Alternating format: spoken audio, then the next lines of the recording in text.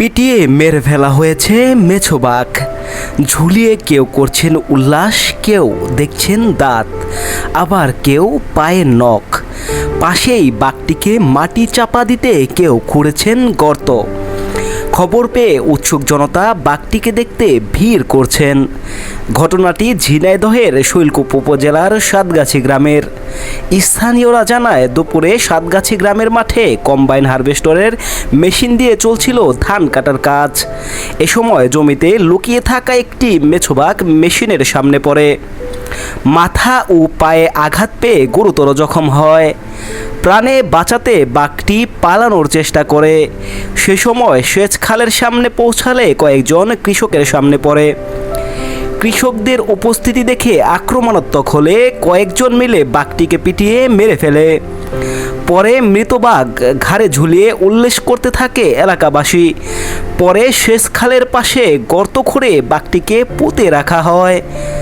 বন্যপ্রাণী মেরে ফেলা আটকাতে সচেতনতা বৃদ্ধি করতে প্রয়োজনীয় ব্যবস্থা নেওয়ার দাবি সচেতন মহলের। খবর পেয়ে আমি বাঘের ঘটনাস্থলে গিয়েছিলাম। ঘটনাস্থলে যে দেখি যে যে এলাকাবাসী বাঘটা মেরে খুব আনন্দ উল্লাস করতেছে। পরে আমি সংবাদ সংগ্রহ করার জন্য গেছিলাম মূলত, যে দেখি এলাকাবাসী খুব বাঘটা মেরে খুব আনন্দ উল্লাস করতেছে। পরে আমি ওইগুলো ভিডিও করে নিয়ে চলে আসি। শুধু মেছো বাঘ নয়, উন্মত্ত মবের হাত থেকে ধারাবাহিকভাবে গন্ধলোক, কুমির, শোষক বন্যপ্রাণী ও জীববৈচিত্র্য নির্বিচারে হত্যার শিকার হলেও জনগণকে সচেতন করতে কোনো ধরনের প্রশাসনিক পদক্ষেপ নেই বলে অভিযোগ গবেষকের। খুবই উদ্বেগের বিষয় এবং গভীর উৎকণ্ঠার ব্যাপার যে শৈলকুপা উপজেলায় একের পর এক বলা চলে ধারাবাহিকভাবে বন্যপ্রাণী, জীববৈচিত্র্য নির্বিচারে হত্যা করা হচ্ছে, একটা উন্মত্ত মব সৃষ্টি করে। একইভাবে আমরা ইতিপূর্বে দেখেছি, আজকে শুধু মেছো বাঘকেই হত্যা করা নয়, ইতিপূর্বে কুমির, শিশুক, গন্ধগোকুল, এরকম যে বিরল প্রজাতির যে জীববৈচিত্র্য, যেগুলো আমাদের প্রকৃতির ভারসাম্য রক্ষা করে, মানুষের বাসযোগ্য একটি আবাসভূমির প্রয়োজনে এই সমস্ত জীববৈচিত্র্য এবং প্রকৃতির ভারসাম্য রক্ষাকারী যে বন্য প্রাণীগুলো, সেগুলো সংরক্ষণ করা দরকার।